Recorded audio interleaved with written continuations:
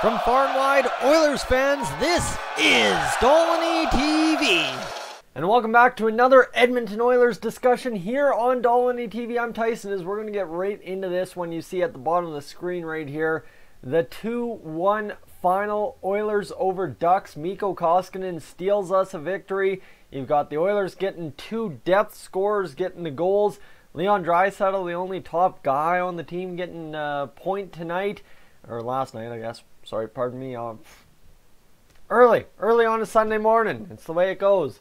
Just barely finished breakfast. Now we're ripping up to get a video up so you guys have something to discuss today when it comes to the Oilers, other than the trade deadline, because there's a lot to be covered there.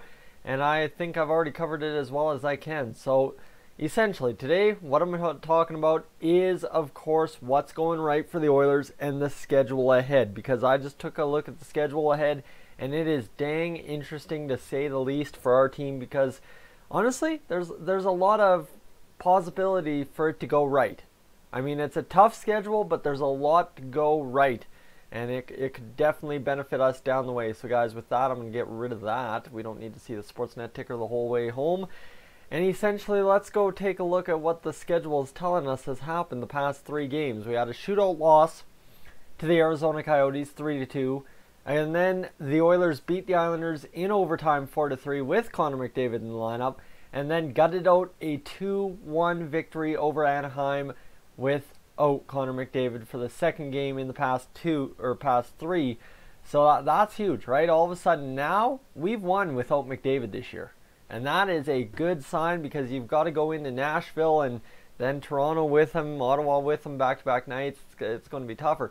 But the fun part here is for the Oilers, what they can do is definitely get some ground going, especially if they play like they have against Arizona, against New York, and against Anaheim, right? They've been in all 3 games for 60 and 60 plus minutes at times. And then you've got the Anaheim game, definitely giving up that goal, going to that review late in the game, gutting it out, making sure the defense stayed tight for the last minute of the game after the review, right? There was a lot that went positive in that Anaheim game. You got great goaltending. The defense, from what I saw, was a little bit better. Not always like A+. I'm never going to say the Oilers defense is A+. But you get the depth scoring. Like I mentioned yesterday morning in the Gagne-Cave video, how important Gagne and Cave will be to this team. Cave looked good. Draisaitl was out there, man. There were times in that Anaheim game, Draisaitl just bang, exploded out of nowhere and took it upon himself to do damage. I mean, he gets 1 assist, sure, but it was scary times having Draisaitl out there for the Anaheim Ducks. And I mean, that's prior history, right? The Anaheim Ducks have always been torched by Leon Draisaitl, whether it be playoffs or regular season. But to see him do that, to see him basically be Connor McDavid out there. Connor McDavid doesn't have to get points to be effective. He can change the game all by himself just by handling the puck. And that's essentially what I'm saying Leon Draisaitl was doing out there last night. And without your fearless leader, Leon Draisaitl, elevating his game, that's what we need. If you want to come down on Draisaitl, I have no clue how you come down on him after last night's performance. So now you take that all into account, and you have to roll into Nashville on Monday at 6 p.m. That's going to be a tough one. Nashville, of course, in the hunt for the top seed in the Central Division. Oh man, that's not good. That's scary territory if you're the Oilers. But now, guys, the thing is, we are on a 2-game winning streak for the first time. Let's see, we won against Minnesota, we lost against Chicago, so that's there. Let's go back to January. Where did we win? Detroit, Calgary, Edmonton. Yeah, so the last time we won 2 straight was January 14th and 16th. So over a month ago since we last won 2 straight. We have our chance to win 3 straight. And I mean, I don't think we've done that since the Ken Hitchcock 9-2-2 start. So, guys, I'm seeing a little bit of a positive here, and it could be good. Hey, Zap, come here. Before you start scratching. So, for the Oilers, it's just a matter of essentially playing that full 60, never being out of it, right? Even if you're down by 2 goals, you're not out of it. All it takes is greasing one, then getting on top of the defense right after and getting the second one. It's not tough.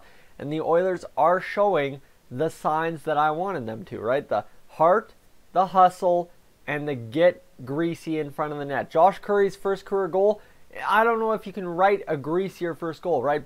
Bang off the pads, Johnny on the spot, bangs it home on the rebound. That's huge. That is absolutely what this Oilers team has been missing. I mean, now you got Josh Curry coming in, well, now hot into Nashville, right? He's got a goal in his career, and he's ready to rip in his last game as well. So, man, Josh Curry could do some damage against Nashville, and this lineup just could do it, right? Obviously, one thing I'm forgetting to mention is how great Milan Lucic looked, obviously getting that assist as well. He was battling in front of the net, being a big man in a small area. That's what we've been, that's seriously, for the $6 million we pay him, as Oilers fans, we are totally fine if that's all he does at this point. If he makes some hits and he's a big man in small areas, guys, we are going to be absolutely loving Milan Lucic again. However, to see that once is not enough. You need to see it 2, 3, 4, the next 21 games in a row. Because now here's the thing. Here's the fun part, guys. You know how yesterday I was saying that we are, what, 15 and 7, or any combination of 7 losses, whether it be overtime or regulation, gets us into the playoffs? Guess what? Now that magic number is only 14 and 7. See how good that feels? Now it's win 2-1 instead of 2-1 plus 1. So things are looking a little bit more positive as the time goes along. So before we get to that, I'd just like to brief you on what goes on today in the standings. Dallas plays Chicago today. That's going to be a tough one because Chicago, if they win, they end up at 63 points. And the top of the wild card, right, 1, 2, 3, 4, 5 gets tougher. Arizona plays Winnipeg. Hopefully Winnipeg just spanks them. And then you've got Anaheim versus Vancouver on Monday. That's a tough matchup because I guess, honestly, if we can win against Nashville, Anaheim winning is not going to do us any damage. So, all right, there's a little bit of standing watching going on for now from my point of view. I haven't been doing that as heavily going in. I just knew what the math was. However, now you go Nashville, Toronto, Ottawa, Columbus on the 2nd, Buffalo on the 4th, Vancouver on the 7th. Sorry, cat's scratching. I don't like that. And Vancouver on the 7th is our first home game in 5 games. And then you go Toronto, New York, New Jersey at home, and that's the New York Rangers. And then you go Arizona, Vegas, St. Louis on the road. And then you come home for another 5-game homestand. Columbus, Ottawa, LA, Dallas, Anaheim to close out the month. And then it is all about that very important, what I'm hoping is insane end of the year. Vegas, Colorado, San Jose, Calgary. And you know why I'm saying it's an insane end of the year?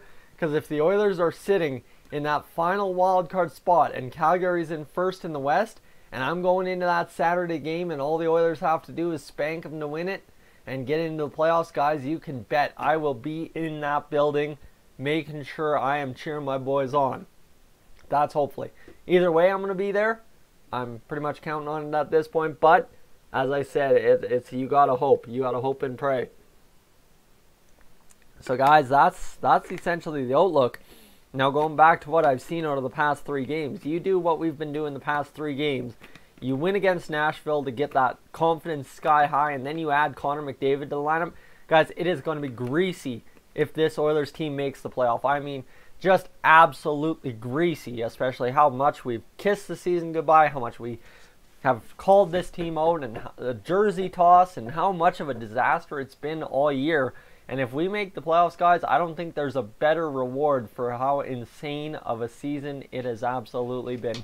So, guys, with that, I'm going to let you go. This has been Dolynny TV. Let me know your thoughts on the schedule remaining because, like I said, March is a lot of home games, but the last 4 games in April, it's tough. We only have 3 road games, and that is not going to make us any friends at all. So it's going to be interesting to see which way this goes. 14 and 7, that's the magic number for the Oilers, in my opinion. We'll see if it stays true. Guys, I'm Tyson. This is Dolynny TV. Thank you so much for tuning in. Like I said, the comment section down below, and I will catch you guys, as always, in the next one.